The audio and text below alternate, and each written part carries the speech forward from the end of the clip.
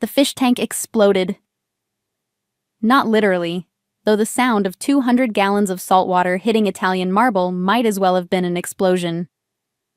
I watched from my seat in the corner booth of Alejandro's, the only Michelin-starred restaurant in Buenos Aires where the owner still let me sit in the kitchen's viewing area, as my ex-husband's prized lionfish thrashed across the floor of his new penthouse 3 blocks away. Before we jump back in, tell us where you're tuning in from, and if this story touches you, make sure you're subscribed, because tomorrow I've saved something extra special for you. The live feed on my phone showed everything in crystal clarity. Dimitri, never Dimi, always the full name, he'd insisted, stumbling backward, his silk shirt already soaked, his mouth forming words I didn't need audio to understand. His mistress, Celeste, screaming and clutching her designer dress as exotic fish flopped around her Louboutins. Senora Victoria. Alejandro himself appeared at my table with a knowing smile, setting down a plate of his famous empanadas. You're smiling. This must mean good news. The best kind, I replied, taking a sip of Malbec. The kind that arrives exactly on schedule. What Dimitri didn't know, what Celeste certainly didn't know, was that the tank's filtration system had been designed with a very specific flaw. A flaw that would activate precisely 48 hours after installation. A flaw that was completely untraceable to anything but catastrophic equipment failure. The fish tank had cost him $80,000. The custom exotic specimens inside, another $60,000. The water damage to his rented penthouse? That would be interesting to watch unfold. My phone buzzed. A message from someone listed simply as the architect in my contacts. Phase 1 complete. Building management notified. Insurance investigator scheduled for tomorrow, 10 a.m. I typed back a single word. Perfect. 3 months ago, I'd been standing in a Seattle courtroom, watching Dimitri's lawyer paint me as an unstable woman who'd driven her husband away with paranoia and accusations. The judge had looked at me with something between pity and disdain as he denied my request to freeze our joint accounts. Mrs. Rousseau, he'd said, using the name I was already planning to shed, your husband has provided substantial evidence that he's been the primary earner in this relationship. These conspiracy theories about hidden money and international fraud are, frankly, concerning. I'm recommending you seek counseling. Dimitri had smirked from across the aisle. That particular smile that said he'd won, that I was exactly what he'd told everyone I was. A delusional housewife who couldn't accept that her marriage was over. What the judge hadn't known, what Dimitri's expensive lawyers hadn't known, was that I'd spent the last 6 years not as a housewife, but as a ghost. A very productive, very connected ghost who'd been quietly building a case that would make their courtroom theater look like a child's school play. The live feed showed Dimitri on his phone now, probably calling the building's emergency maintenance. Celeste had fled to the bedroom, her shrieking reduced to muffled sobs through the closed door. I zoomed in on Dimitri's face. Even through the camera, I could see the vein in his temple throbbing. The same vein that used to pulse when I'd ask questions about his business trips. When I'd wonder aloud why his company needed so many shell corporations. When I'd suggested just once that maybe we should be more careful about the source of our money. You don't understand finance, Victoria, he'd said, in that patient tone he reserved for explaining things to people he considered intellectually inferior. This is complex international business. Why don't you focus on the charity galas? That's what you're good at. He'd been right about one thing. I was very good at charity galas, exceptional even. Which was how I'd met Ambassador Patricia Chen at a fundraiser for refugee relief. How we'd started talking about international law over champagne and canapes. How she'd mentioned, almost casually, that her office was always looking for people who understood how money moved across borders. People who could go places, see things, report back. I'd started consulting for her office 3 weeks later. Unofficially, of course. Just a concerned citizen providing helpful information about certain financial irregularities she might encounter in her social circle. Dmitri had thought I was planning charity events. I was mapping his entire criminal network. My phone rang. I recognized the DC area code immediately. Victoria. Patricia's voice was warm but professional. I trust you're watching the evening's entertainment? Front row seat, I confirmed, watching as building security arrived on Dimitri's floor. Though I'm told the main event doesn't start until tomorrow. About that. I could hear papers shuffling on her end. The Treasury Department's investigator will be there at 10 a.m. as scheduled. But we've had an interesting development. Our friends at Interpol have decided to accelerate their timeline. My heart rate quickened. How accelerated? Preparing and narrating this story took us a lot of time, so if you are enjoying it, like this video, it means a lot to us. Now back to the story. 72 hours. They want to move before he has a chance to relocate again. I set down my wine glass carefully. 72 hours. 3 days until Dmitri Rousseau would find out that his expensive lawyers couldn't argue with international arrest warrants. That his carefully constructed new life in Argentina, a country he'd chosen specifically because it didn't have an extradition treaty with the United States, was about to crumble. What he didn't know was that Argentina's lack of extradition with the US was irrelevant when you'd also defrauded investors in France, Germany, and the United Kingdom. Countries that Argentina very much did cooperate with. The fish tank was a nice touch, Patricia continued. Creative. I thought so.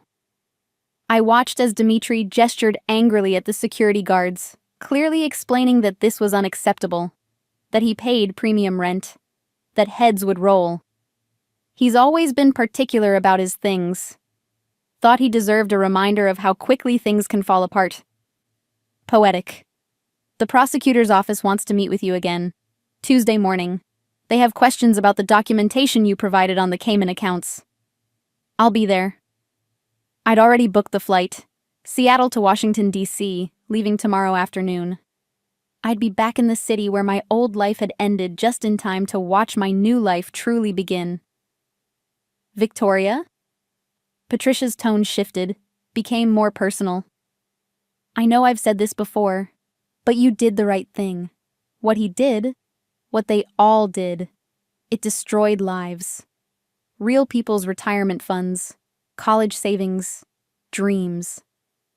I thought about the documents I'd found 2 years ago, the ones Dmitri thought he'd hidden so well in his home office safe, the investment scheme that promised guaranteed returns, the thousands of ordinary people who'd trusted him with their life savings, the elderly couple who'd lost everything and had written one last email before taking their own lives. Dmitri had read that email at breakfast, then deleted it. Told me it was just spam. Poured himself another coffee. I know, I said simply. After we hung up, I allowed myself another moment to watch the chaos on my phone. The building manager had arrived now, a middle-aged man in a suit that had seen better days, surveying the damage with the kind of resignation that suggested this wasn't his first flooded penthouse.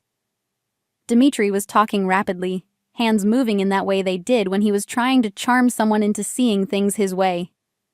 It had worked on me once, back when I was 24 and thought that confidence meant competence.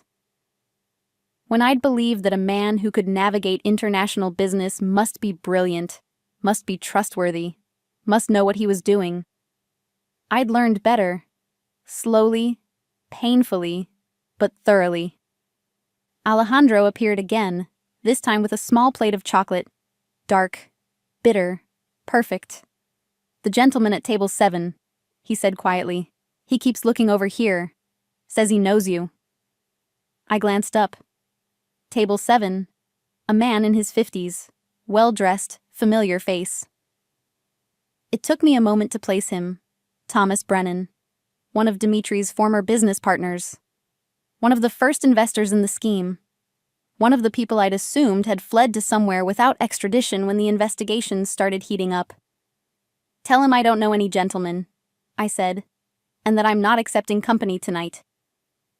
Alejandro nodded and retreated, but Thomas was already standing, walking toward my corner booth with the kind of determination that suggested he wouldn't be easily dismissed.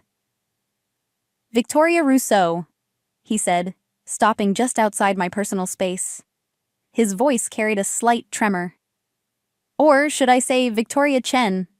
I've heard you went back to your maiden name." "Mr. Brennan." I didn't invite him to sit. "Interesting seeing you in Buenos Aires. I would have thought you'd prefer Switzerland. Better skiing." He laughed, but there was no humor in it. "May I?" He gestured to the empty seat across from me. "I'd prefer you didn't." He sat anyway. Up close, I could see he'd aged badly in the past year. Deep lines around his eyes, gray creeping into his temples, a tightness around his mouth that spoke of chronic stress. "I know what you're doing," he said quietly. My expression didn't change. "I'm having dinner. Is there a law against that now?" "I mean with Dmitri. With all of us." He leaned forward. "I know about the investigation. About the documents that mysteriously appeared in the prosecutor's hands. Documents that could only have come from inside Dmitri's inner circle." I took a deliberate sip of wine. "That sounds like quite the conspiracy theory, Mr. Brennan. You should be careful. People might think you're paranoid." His jaw tightened at the echo of what the judge had said to me. "I want to make a deal. I don't make deals. I'm not a prosecutor. But you know them. You're feeding them information." He pulled out his phone, slid it across the table. On the screen was a photograph of me leaving the Treasury Department building in D.C. 3 weeks ago. I have friends who notice things. I looked at the photo without touching the phone. That's a public building. I was there for a passport renewal. Bureaucracy is slow. "Victoria." He said my name like a prayer, or maybe a curse. "Please.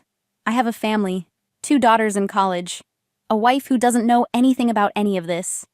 If I go down with Dmitri, then you should have thought about that before you helped him steal from people's retirement accounts." "I didn't know." His voice rose, then dropped again as he remembered where we were. "Not at first. When I figured it out, I tried to get out. He said he'd destroy me. Said he had evidence that would make it look like it was all my idea." "And you believed him?" I was scared. He looked down at his hands. "I'm still scared. But I'm more scared of what happens to my family if I disappear into federal prison for 20 years. I studied him. Dmitri had always been good at finding people's pressure points. Family, reputation, fear. He weaponized them all with surgical precision. "What exactly do you think I can do for you?" I asked. "You have connections, people who might be interested in what I know. Accounts Dmitri hasn't told anyone about. People he's working with in Asia. Things that could make their case airtight. So you want to trade information for leniency. I want to do the right thing." He met my eyes. Finally. I considered him for a long moment. The live feed on my phone showed that Dmitri's penthouse was now empty, except for maintenance workers setting up industrial fans. He'd probably gone to Celeste's place, the apartment he'd been paying for without realizing the landlord was one of Patricia's informants. "I'm not promising anything," I said finally, "but I know someone who might be interested in talking to you. If, and this is a significant if, you're telling the truth and you have something valuable to offer." Thomas sagged with relief. "Thank you. God, thank you." "Don't thank me yet." I pulled out my own phone, typed a quick message. "The people I'm connecting you with don't mess around. If you're lying, if you're trying to play both sides, they'll know. And it will be worse for you than if you just stayed quiet." "I understand." "Do you?" I leaned forward. "Because let me be very clear, Mr. Brennan. The reason I'm even considering this is because you have daughters. And I know what it's like to lose everything because of someone else's greed. But if you're planning to warn Dmitri, If this is some scheme to buy him time. It's not. I swear. My phone buzzed. Patricia's response. Send him to the DC office. Tuesday afternoon. I'll have someone meet him. I showed him the message. Tuesday, 2 p.m. Address will be sent to you tomorrow. Come alone. Bring every piece of documentation you have, digital and physical. And Mr. Brennan, delete that photo of me, right now. He did, his hands shaking slightly. Then he stood. I really am sorry, for all of it. I know that doesn't mean much. You're right, it doesn't. I watched him walk away, back to his table where a barely touched steak was waiting. Alejandro returned once he was gone. That looked intense. Just a ghost from a past life, I said. Nothing that matters now. But it did matter. Because if Thomas Brennan really did have information about accounts in Asia, that meant Dimitri's network was even larger than we documented, which meant more victims, more lives destroyed, more evidence. I thought about Celeste, upstairs in her flooded designer palace, probably consoling Dimitri right now. Telling him it was just bad luck, just a faulty fish tank, nothing to worry about. She had no idea what was coming. No idea that the man she'd stolen was actually a prize she'd be better off returning. When I'd first discovered the affair, found the hotel receipts, the text messages, the photographs, I'd been destroyed. Spent 3 days crying in bed, unable to eat, unable to think of anything except how stupid I'd been, how obvious the signs had been, how completely I'd been fooled. Dimitri had gaslit me beautifully, told me I was imagining things, that I was stressed, that I was letting my insecurities poison our marriage. And for a while, I'd believed him. Then I'd found the investment documents, the real ones, hidden behind false tax returns and shell company filings. And suddenly the affair had seemed almost quaint in comparison to the scale of the fraud. That's when I'd made my choice. I could have confronted him, could have filed for divorce and taken my half of whatever assets weren't already seized, could have walked away and started over somewhere quiet. Instead, I'd become someone else entirely. Someone who could smile at charity galas while memorizing faces and names. Someone who could play the devoted wife while photographing documents with a camera hidden in a designer watch. Someone who could let her husband parade his mistress around town while she built the case that would end him. My phone showed a new message from the architect. Phase 2 ready to deploy. Awaiting your authorization. Phase 2 was more complex than a fish tank. Phase 2 involved Celeste's brother, who happened to work at the same investment firm Dimitri was now using to hide his money. The brother who thought Dimitri was a legitimate businessman, who had no idea his sister's boyfriend was using him as an unwitting access point to secure accounts. The brother who was about to get an anonymous tip that would make him look very carefully at certain transactions. Very carefully indeed. I typed, authorized, proceed. The waiter brought my bill. I overpaid, as always. Alejandro had given me a corner table and his silence for 3 months now. It was worth every peso. Outside, Buenos Aires was alive with Friday night energy. Couples walking hand in hand. Groups of friends laughing over wine at sidewalk cafes. A street performer playing guitar for tourists. I walked past all of it, heading back toward my apartment. My real apartment. Not the depressing place in Seattle that Dimitri thought was my current address. That was a mail drop, nothing more. A fake address registered to a fake lease. All part of the carefully constructed illusion that I was exactly where he thought I was. Broken. Poor.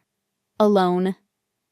My actual apartment was modest by Buenos Aires standards, but it was mine. Paid for with money I'd earned consulting for Patricia's office. Money that was clean, documented, taxed. Money that would never disappear when prosecutors froze accounts. I'd learned to live smaller. Learn that security meant more than luxury. That a good lock mattered more than marble countertops. That being underestimated was the greatest advantage I could have. The doorman nodded as I entered. Senora Chen, package arrived for you this afternoon. He handed me a slim envelope, no return address. I waited until I was in my apartment, door locked and bolted, before opening it. Inside was a single photograph. Dimitri and Celeste leaving a restaurant in Palermo yesterday. They looked happy, his arm around her waist, her head tilted toward him, laughing at something he'd said. On the back, written in Patricia's distinctive handwriting, "Thought you might want this for your collection. Your photographer is getting better angles." I added it to the others in my safe. A chronicle of Dimitri's new life. Evidence of how he was spending money that didn't belong to him. Proof that he'd fled the country not out of innocence, but out of guilt.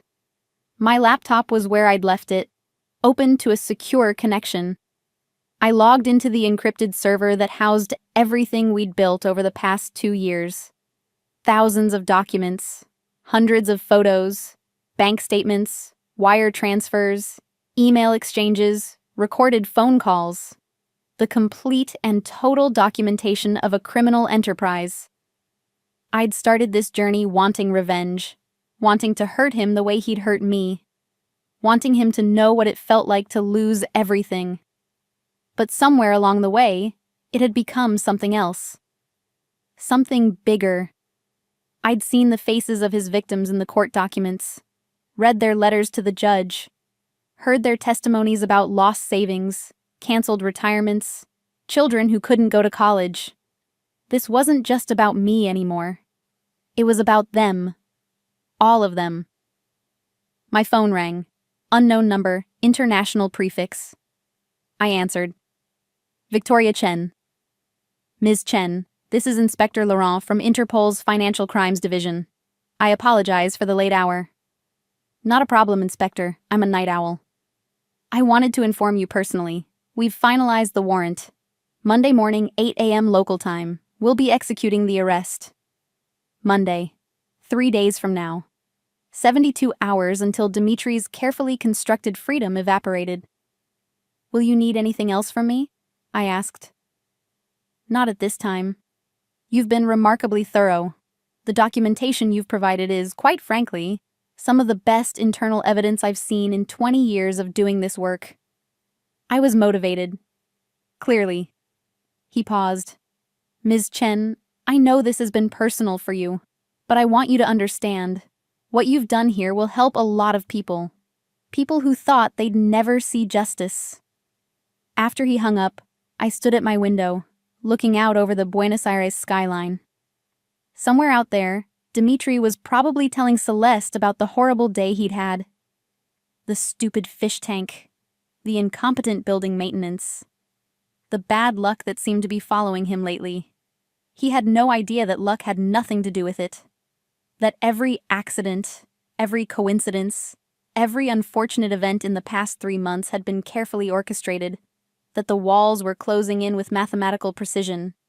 That the woman he'd called paranoid and delusional was the architect of his destruction. I poured myself a glass of water. I'd learned to avoid drinking when I needed to think clearly, and sat down at my desk. Pulled out the file I'd been building. The one marked personal. Inside were my plans for after the arrest, after the trial. After Dimitri was in a prison cell and Celeste realized she'd bet on the wrong horse. I was going back to school. International law, maybe. Or forensic accounting. Something that would let me do this again. Help other people who'd been conned, defrauded, gaslit, into thinking they were crazy for suspecting the truth. I'd learned I was good at this. Good at being patient. Good at seeing patterns. Good at building cases that couldn't be dismantled by expensive lawyers and charm. Dimitri had thought he was teaching me about finance when he dismissed my questions. He had no idea he was actually teaching me how to hunt people like him. My phone buzzed with another message. This one from a number I didn't recognize. This is Thomas Brennan. I wanted to thank you again. And to tell you, I have the Asia files. All of them. Including the ones from Singapore and Hong Kong. I think you'll find them very interesting. I saved the number under canary. That's what he was, after all. The bird in the coal mine, signaling that the air was about to run out for everyone in Dimitri's network. Outside my window, the city continued its Friday night celebration. In 72 hours, Dimitri would be in handcuffs. In a few weeks, he'd be in a courtroom. In a few months, if everything went according to plan, he'd be in a prison cell. And I would be free. Finally, completely, genuinely free. Not because I'd moved on, not because I'd forgiven him, but because I'd transformed my pain into something powerful. Something that mattered. Something that would echo long after our marriage was a forgotten footnote in legal proceedings. I opened a new document on my laptop and started typing.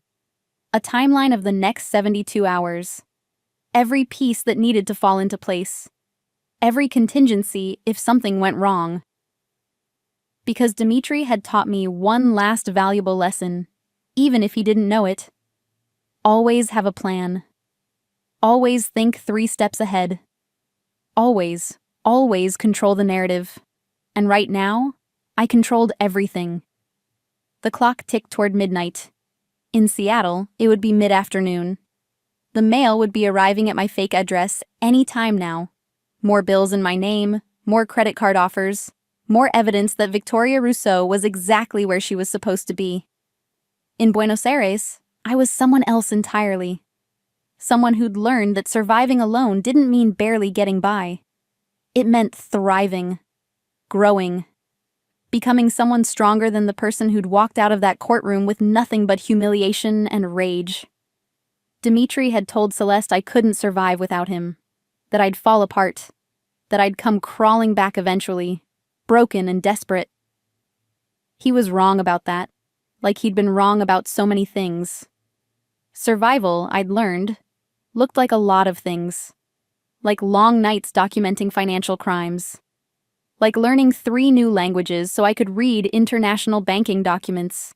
Like building relationships with prosecutors and investigators across multiple continents.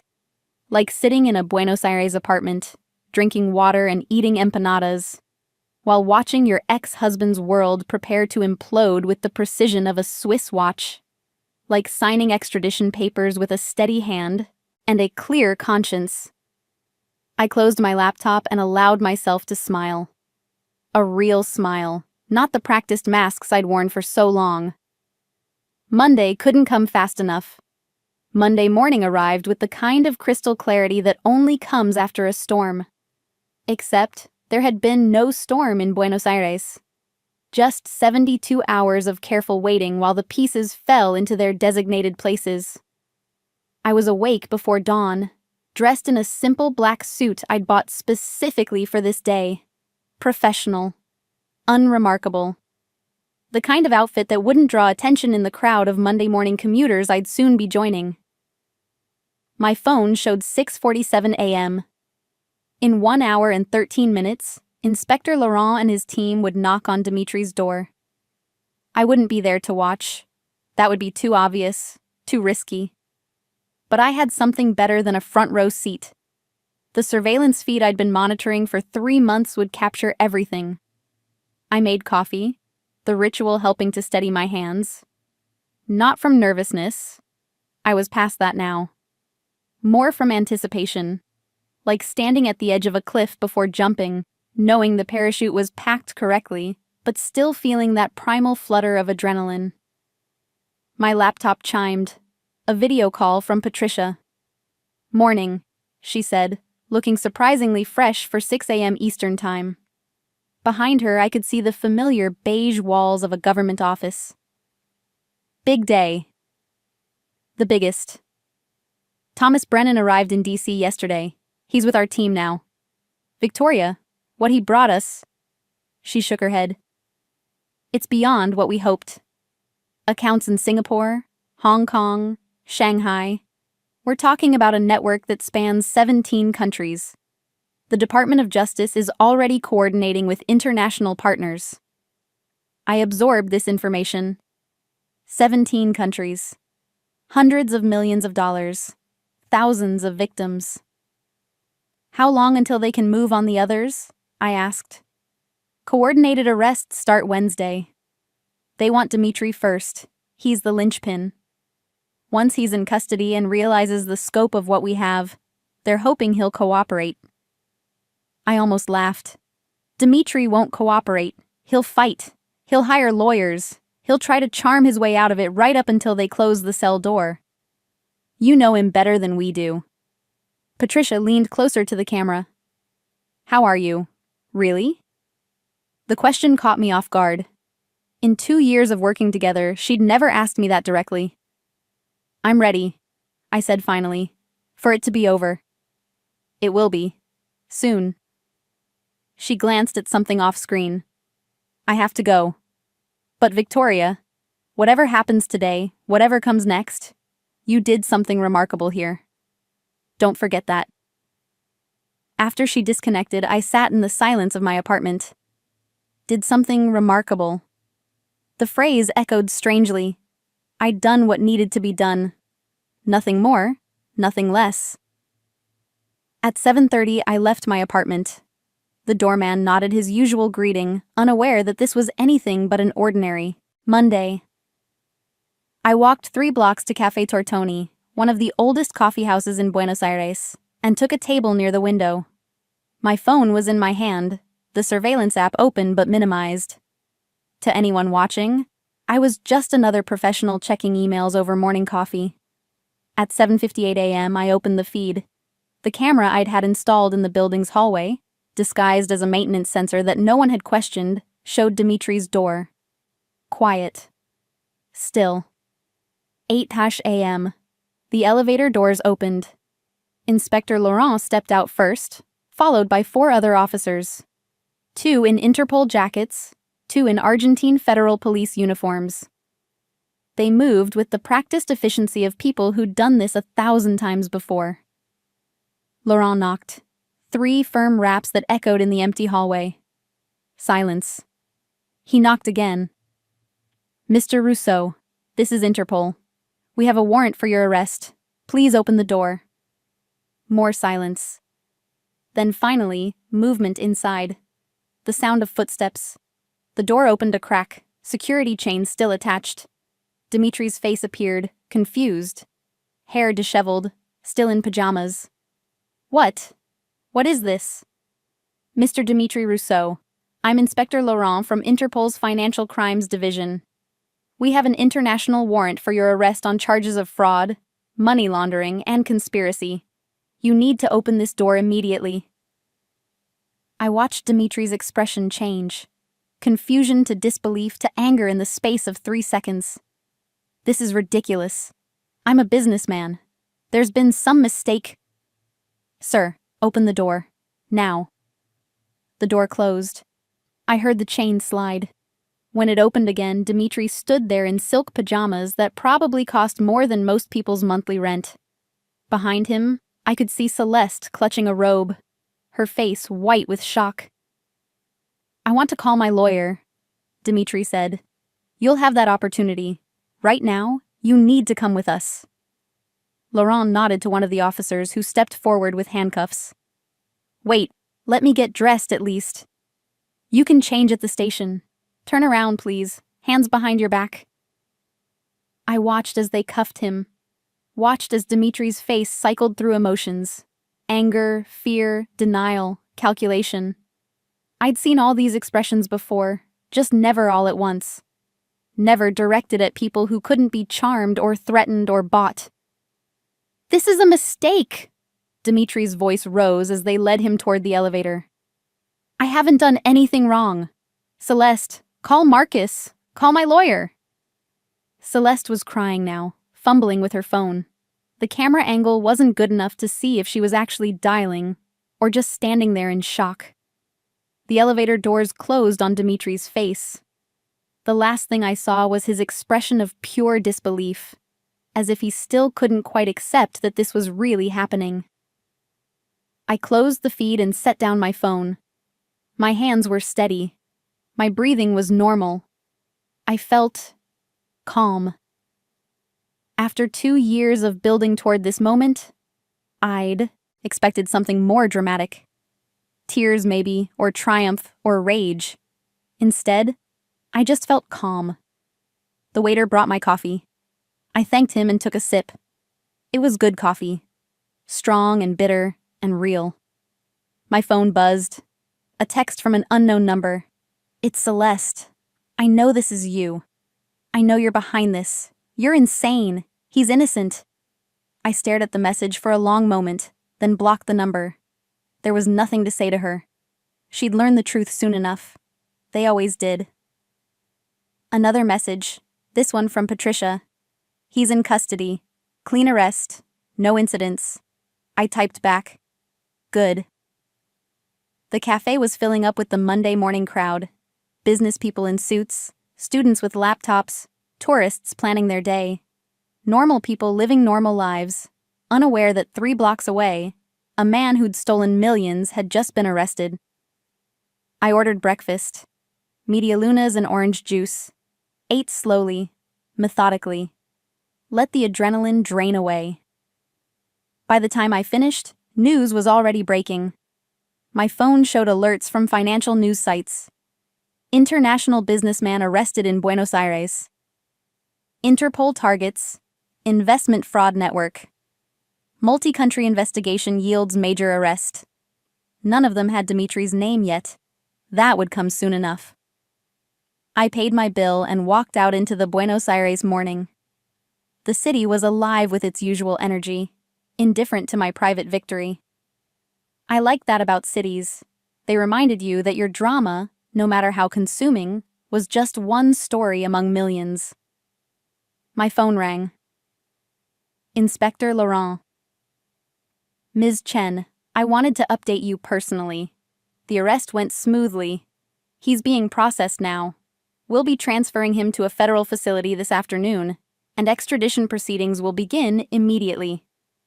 How did he react? I couldn't help asking. Exactly as you predicted. Denial, anger, threats of legal action. He demanded to speak to his lawyers, claimed this was all a misunderstanding. Laurent paused. He still doesn't understand the scope of what we have, the evidence. When he does, he'll try to make a deal. Yes, but between you and me, he doesn't have anything valuable enough to trade. Brennan's information filled in all the gaps. We don't need Rousseau's cooperation. After we hung up, I stood on the corner of Avenida de Mayo and just breathed. 2 years, 24 months of careful planning, of playing a role, of being someone I wasn't so that I could become someone I was. It was done. My phone rang again. This time, a number I recognized. My sister, Elena, calling from Vancouver. Vic, I just saw the news. Is that him? It's him. Oh my God, you did it. You actually did it. Elena was the only person who knew the whole story. The only one I'd told about my work with Patricia's office, about the evidence I'd been gathering, about the plan that had consumed my life for 2 years. I can't believe it's over, I said. What happens now? Do you have to testify? Probably, eventually. But the documentary evidence is strong enough that they might not need me in court. We'll see. Are you okay? You sound weird. I considered the question. Was I okay? I didn't feel traumatized or broken or even particularly angry anymore. I felt clear. I'm okay, I said. I think I'm actually okay. Come home. Come back to Vancouver. Stay with me for a while. You've been in Buenos Aires for 3 months. 6 months, I corrected. But I've been saying 3 to keep the timeline muddy. Right, spy stuff. She laughed. Seriously though, come home. Or at least come somewhere that isn't a hiding place. I will, soon. I just need to tie up a few things here first. We talked for a few more minutes about logistics, about family, about normal things that felt strange after 2 years of living in crisis mode. When we hung up, I felt the weight of her concern. She was worried about me, about what all this had done to me. I wasn't sure how to tell her that it had saved me. The weeks that followed were a strange mixture of anticlimactic and overwhelming. Dmitry fought extradition, as expected. Hired a team of expensive lawyers, as expected. Gave interviews claiming he was the victim of a conspiracy, as expected. None of it mattered. The evidence was ironclad. Bank records, wire transfers, emails, recorded phone calls. Thomas Brennan's testimony. Documents from 3 other investors who'd come forward once they heard about Dmitry's arrest. The whole rotten structure exposed to sunlight. 2 weeks after the arrest, Celeste tried to contact me again. This time through my lawyer. The message was simple. She wanted to talk. She understood now. She was sorry. I didn't respond. There was nothing she could say that would change anything. She'd been a symptom, not the disease. Just another person Dmitry had used and discarded. I did, however, send her information about the victims' support group that had formed after the fraud was exposed. If she wanted to understand what Dmitry had done, talking to the people he'd hurt would be more educational than anything I could tell her. 3 weeks after the arrest, I flew to Washington, D.C. The Treasury Department wanted to debrief me one final time. Make sure all the documentation was in order. Prepare me for the possibility of testifying. Patricia met me at a cafe near DuPont Circle. She looked tired but satisfied. The trial's being fast-tracked, she told me over coffee. Given the strength of the evidence and the international cooperation, the DOJ wants to move quickly. They're estimating 6 months until it goes to court. Will they offer him a plea deal? They already did. He refused. He's convinced he can fight this. I shook my head. Even now, even with everything crumbling around him, Dmitry believed he could charm his way out, that his lawyers could find some loophole, some technicality, some way to make it all go away. The victims are organizing, Patricia continued. They want to make impact statements. There's talk of a class action civil suit as well, though that'll take years. Good. I meant it. The criminal case would put Dmitry in prison, but the civil suit would ensure he never profited from what he'd done, would strip away every asset, every hidden account, every penny he'd stolen. What about you? Patricia asked. What's next for Victoria Chen? I'd been thinking about that question for weeks. The answer had come slowly, but it had come. I'm going back to school. International law. I want to do this professionally, help other people in situations like mine. She smiled. I was hoping you'd say that. We could use people like you. People who understand how these networks operate from the inside. Are you offering me a job? I'm saying there are opportunities, if you're interested. I was interested. Very interested. That evening, I walked around Washington, D.C. as the sun set. Past the monuments and museums, past tourists taking photos and joggers completing their evening runs, past all the ordinary life that continued regardless of the extraordinary things happening in courtrooms and government offices. My phone buzzed with a message from Inspector Laurent. Extradition approved. He'll be transferred to U.S. custody next week. Next week, Dmitry would be on American soil, facing American justice. The country he'd fled would become his prison. I thought about the moment I'd found those first documents. The moment I'd realized that my suspicions weren't paranoia, but cold, hard fact. The moment I'd chosen to fight instead of flee. It felt like a lifetime ago, like I was remembering someone else's life. 4 months after the arrest, I sat in a federal courtroom in Manhattan. The trial had moved faster than anyone expected. Dmitry's lawyers had tried every delay tactic in the book, but the judge wasn't having it. I wasn't testifying. The documentary evidence was strong enough without my personal testimony. But I'd come to watch. I needed to see it end where it had really begun. In a courtroom, with a judge, with justice. Dmitry looked smaller somehow. Prison had stripped away the veneer of confidence and charm. He sat hunched at the defense table, his expensive suit hanging loose on a frame that had lost weight. He saw me in the gallery. Our eyes met for just a moment. I saw recognition, then hatred, then something that might have been despair. I felt nothing, not satisfaction, not pity, not anger. Just a distant recognition that this was a person I'd once loved and now barely knew. The verdict came on a Friday afternoon. Guilty on all counts. Fraud, money laundering, conspiracy. 43 separate charges. The courtroom erupted. Victims crying, lawyers conferring, reporters rushing to file stories. In the center of it all, Dmitri sat perfectly still, his face blank with shock. Sentencing was scheduled for 6 weeks later. The prosecutor was asking for 30 years. I walked out of the courthouse into the Manhattan afternoon. Rain was starting, soft and steady. I didn't open an umbrella, just let it wash over me. My phone showed messages from Elena, from Patricia, from Inspector Laurent. All congratulations, all relief that it was finally over. But one message stood out. From Thomas Brennan. Thank you for giving me the chance to do the right thing. My daughters don't have to grow up ashamed of their father now. I responded, You did that yourself. I just opened a door. That night, in my hotel room overlooking Central Park, I opened my laptop and started writing. Not documentation this time. Not evidence or reports or legal briefs. Just my story. Everything that had happened. From the moment I'd found those first suspicious documents to standing in the rain outside the courthouse.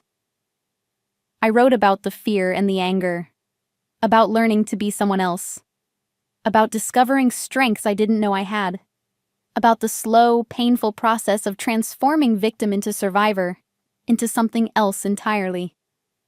I wrote until dawn, until my fingers ached and my eyes burned. When I finally stopped, I had 40 pages of raw, unpolished truth. I saved it with a simple title, Survival. Because that's what this had all been about. Not revenge, though that had been part of it. Not justice, though that mattered too. But survival. Learning that being alone didn't mean being helpless. That losing everything could be the beginning of building something stronger. Dmitri had told Celeste I couldn't survive without him. In his mind, I was still the young woman he'd met at that charity gala. Still naive, still dependent, still someone who needed him to navigate the world. He'd been wrong about that the way he'd been wrong about everything else. Survival looked like a lot of things. Like learning international finance law at 2 a.m. Like building relationships with investigators across 3 continents. Like having the patience to wait 2 years for justice. Like sitting in a hotel room at dawn, writing your story with steady hands and a clear conscience. Like signing extradition papers with your maiden name, Victoria Chen, knowing that the woman who'd been Victoria Rousseau was gone forever. 6 weeks later, Dmitri was sentenced to 35 years in federal prison. With good behavior, he might get out when he was 82. Maybe. I didn't attend the sentencing. I was already back in Buenos Aires, packing up my apartment. My time in hiding was over. I had accepted Patricia's job offer, a position with an international task force focused on financial fraud. Real work, meaningful work, work that would use everything I'd learned in the worst way possible. Elena had asked me if I felt closure. I told her I didn't believe in closure. Life wasn't a story with neat endings. Dmitri would be in prison, but the damage he'd done would echo for years. Victims would struggle with financial ruin. Trust would be hard to rebuild. Some wounds wouldn't fully heal, but that wasn't my responsibility. I'd done what I could. I'd helped put a predator in a cage. I'd given victims a chance at justice. I'd learned that I was stronger than I'd ever imagined. That was enough. On my last night in Buenos Aires, I went back to Café Tortoni, ordered the same coffee, sat at the same table by the window. But this time, I wasn't monitoring surveillance feeds or waiting for arrests. I was just a woman having coffee. Alejandro came by my table, recognizing me as always. Leaving us, Señora Chen? New job, New city. Time to move forward. You found what you were looking for here? I thought about that question. Had I found what I was looking for? I'd come to Buenos Aires broken, angry, determined to make someone pay for what they'd done. I was leaving whole, calm, ready to help others. Yes, I said. I think I did. He smiled and brought me a small plate of alfajores on the house. A goodbye gift. I ate them slowly, savoring the sweet dulce de leche, watching the Buenos Aires evening unfold outside the window. The city had been good to me, had given me the anonymity I needed to rebuild myself. I would miss it, but it was time to go. My flight left at midnight. By dawn, I'd be in Washington, D.C., starting the next chapter.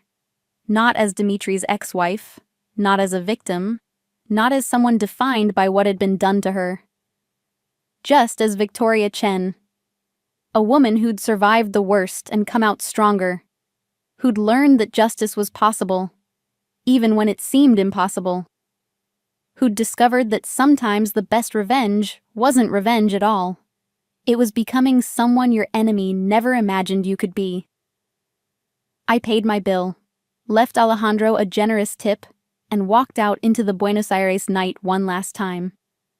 Somewhere in a federal prison, Dimitri was adjusting to his new reality. Learning that charm didn't work on guards, that money couldn't buy freedom once the cell door closed, that the empire he'd built on lies and theft had crumbled completely. I didn't think about him anymore. Not really. He was just a chapter in my story now. An important chapter, a difficult chapter, but a closed chapter. The taxi to the airport was quiet. The driver didn't try to make conversation, for which I was grateful. I watched the city lights blur past the window, thinking about everything that had changed. 2 years ago, I'd been someone's victim, someone's discarded wife, someone people pitied. Now I was someone who fought back, someone who won, someone who'd learned that surviving alone didn't mean barely scraping by. It meant thriving. Dimitri had been wrong about so many things. Wrong about his ability to escape justice. Wrong about the strength of his legal position. Wrong about his charm being enough to save him. But his biggest mistake was underestimating me. Was believing that breaking me would keep me broken. Was thinking that taking everything would leave me with nothing. He'd left me with rage, and I'd transformed it into purpose. He'd left me with pain, and I'd transformed it into strength. He'd left me with nothing, and I'd built everything. At the airport, checking in for my flight, the agent asked if I was traveling for business or pleasure. New beginning, I said. She smiled.